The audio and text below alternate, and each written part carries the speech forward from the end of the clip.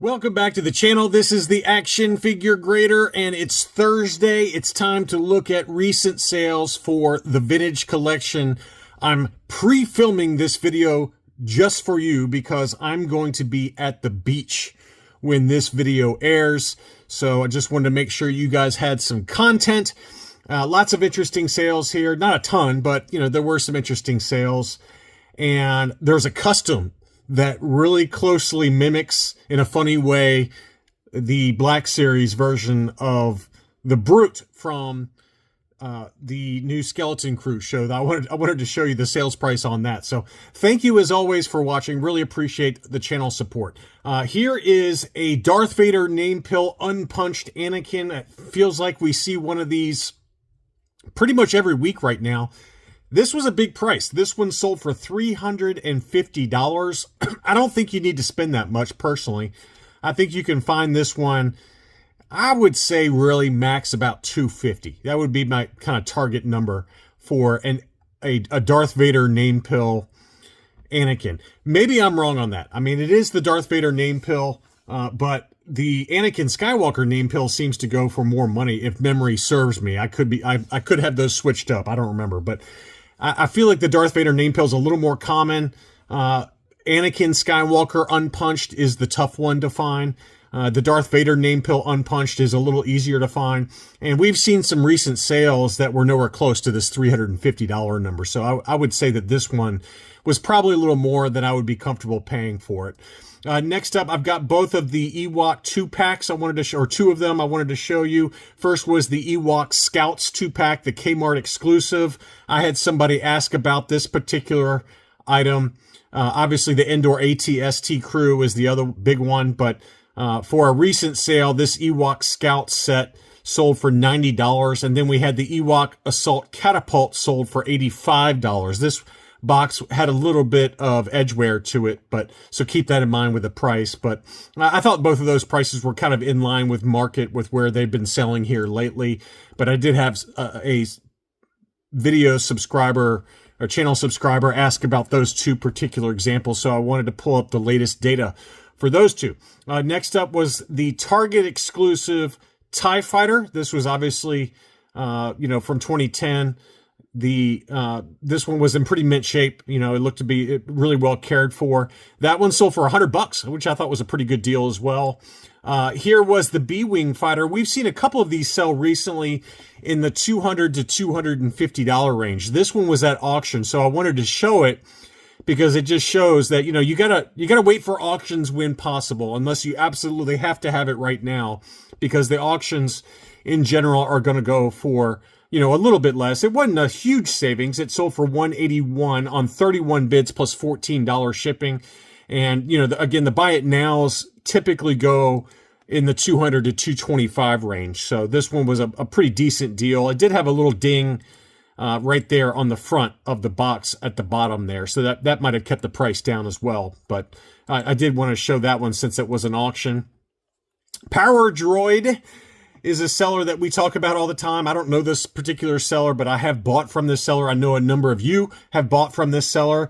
There were a few recent sales I wanted to highlight. First was a VC-110 Shock Trooper. That one sold for $100 plus $5.95 shipping, and that's about the going rate, even in auctions, $100 to $110 for the U.S. card unpunched Shock Trooper.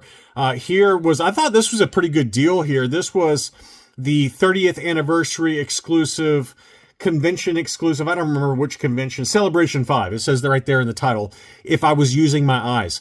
This obviously was the foil cardbacks for Forlom and Zuckuss, or vice versa. And these sold for $100 plus $9 shipping. I thought that was a very fair deal for what looked like pretty much a near mint example of the Celebration 5 exclusive 2-pack. They also had a Return of the Jedi Princess Leia in her slave outfit. This one is the retail release with the prototype Fett offer on there. Unpunched, looked like a beautiful example. And that one sold for $270. We've seen them get kind of in the $225 to $240 range in auctions recently, but $270 for a near mint example. I'm not going to dog anybody for that because it certainly looked like a pretty pristine example. Next up, this was an interesting sale. This was a Revenge of the Jedi offerless Han Solo Endor, and this one was the Canadian example, unpunched. You can see the multi-language name pill. I don't know if we've talked about this one in a market update. So to my knowledge, at least for my really untrained memory, this is the first time we've seen the Canadian example of the offerless Revenge of the Jedi Han Endor. And it looked to be in pretty good shape. One little ding at the bottom of the card back on the front there.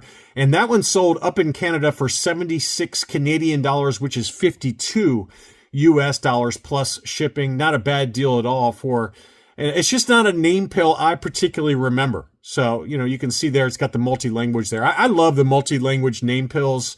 The favorite that I used to have in my collection is the Echo Base Hoth Soldier.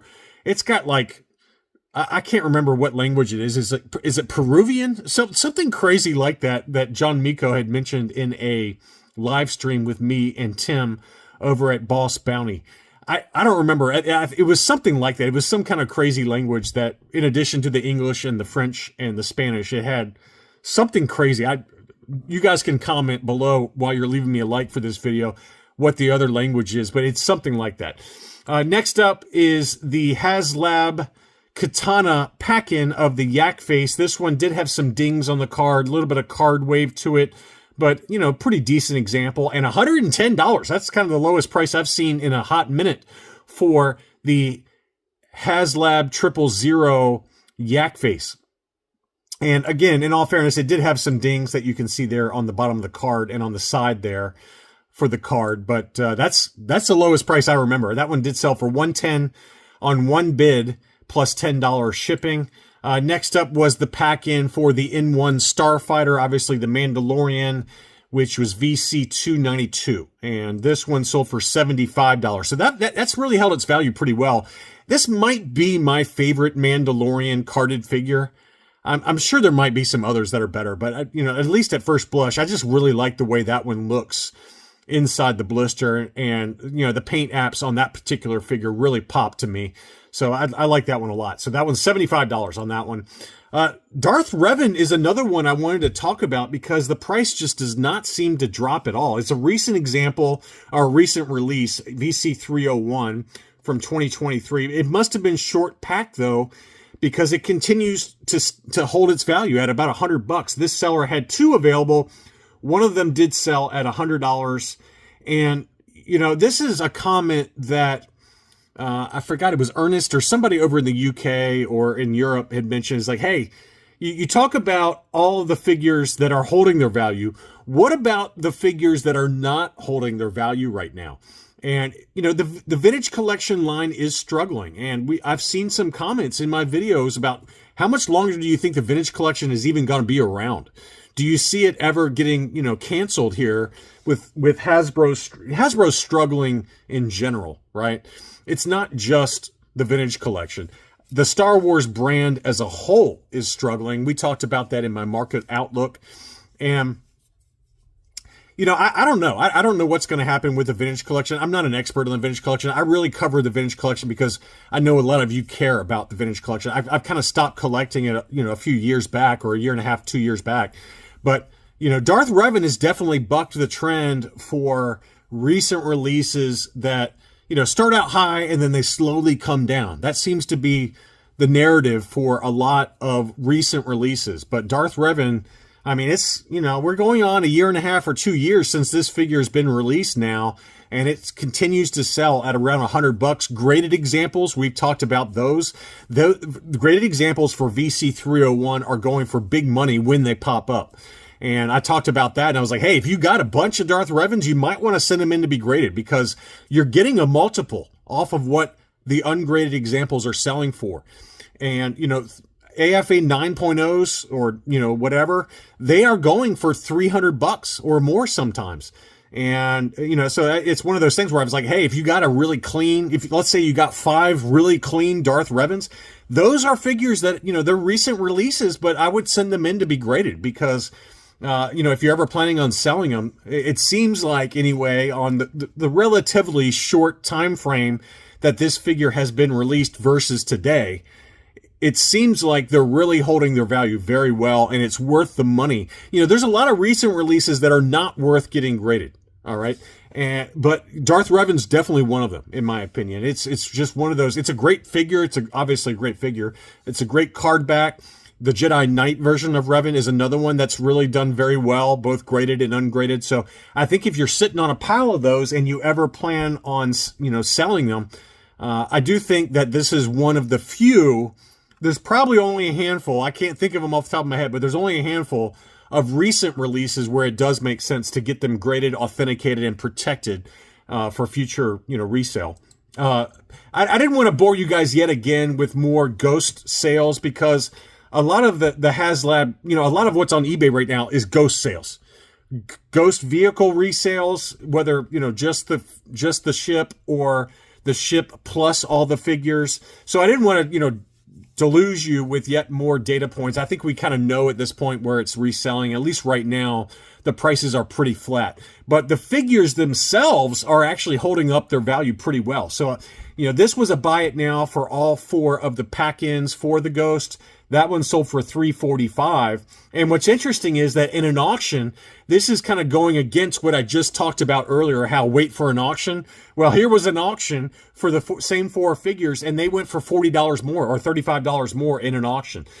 So don't undersell yourself if you have the carded figures from the Haslab and you want to just keep the vehicle and you don't care about the carded figures.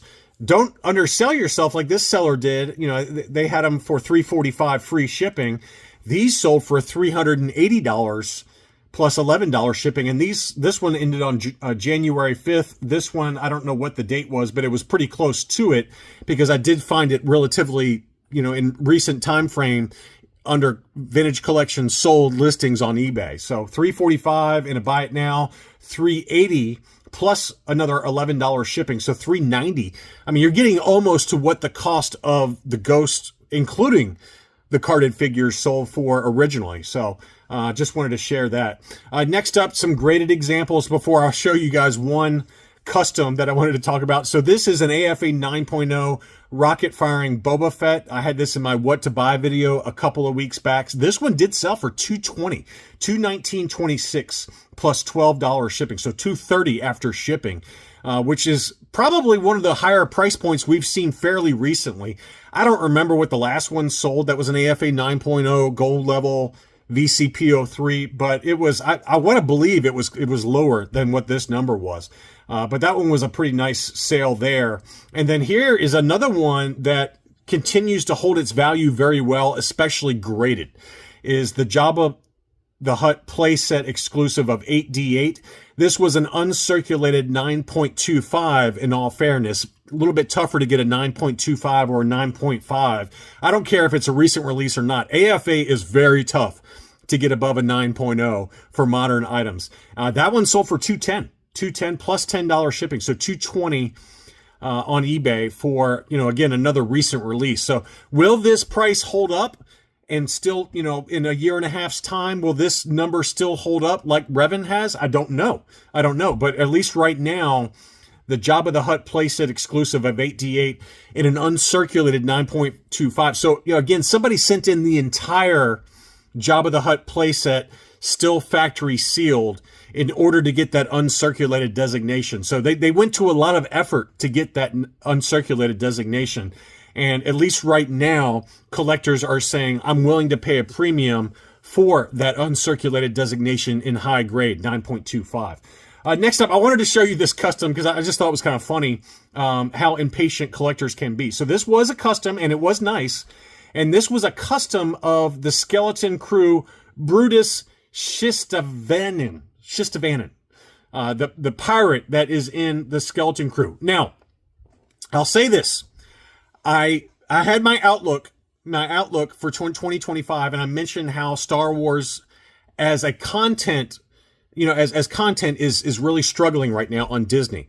And I made that video before I started watching the Skeleton Crew. And I watched a couple of by the time that video aired, I had watched 2 episodes of The Skeleton Crew, and I received a lot of comments saying, hey, you need to go watch The Skeleton Crew. And they were right. They were right. The Skeleton Crew is really good. It's really, really good content, and I expected it to be complete garbage. You know, usually when you got kids involved in all this stuff, it's not very good. It's really good. It's like Stranger Things meets Goonies meets Star Wars, and I love it. It's very well done. The kid actors do not annoy me. They're pretty good. Jude Law is always a favorite of mine. I love Jude Law. I think he's an underrated actor. He's fantastic in the Sherlock Holmes movies by Guy Ritchie. I absolutely love Jude Law as an actor. But still, because they've had so much bad content lately in general, that I went into it skeptical. I didn't bother watching it once it started. I think there's 5 episodes, 6 episodes out now. I'm only on episode 2, and I'm watching it with my son. So I'm kind of, you know, we're so busy with life that I haven't had a chance to get caught up on it. But I'll say that if you have not watched it, you're missing out. It's a great show. I love it. And this is one of the villains in the first 2 episodes. I don't know what happens after that, but I don't think he's got a major role, but we'll see. But anyway, I wanted to show this because it looks kind of funny, you know, and it's actually a pretty good likeness. So I wanted to show you the custom. This sold for $100. And then I wanted to show you that compared to the Black Series figure. So this is the Pirate Captain Brutus from Port Borgo in the scene in episode 2. And look at this figure and then compare it to the custom. I mean, it's a pretty awesome likeness with the bandolier around his chest there with double weapons, just like this figure is. Now, I wouldn't pay $100 for a custom right now because if it's in the Black Series, you got to believe that they're going to bring out eventually a vintage collection version of this figure. And it'll look similar to this, is my guess. They just got to scale it down for 3 3/4 inch level. But, you know, somebody is so impatient that they went ahead and bought a $100 custom when I imagine that we'll see a vintage collection version of this figure sometime this year, and it'll be $15-20.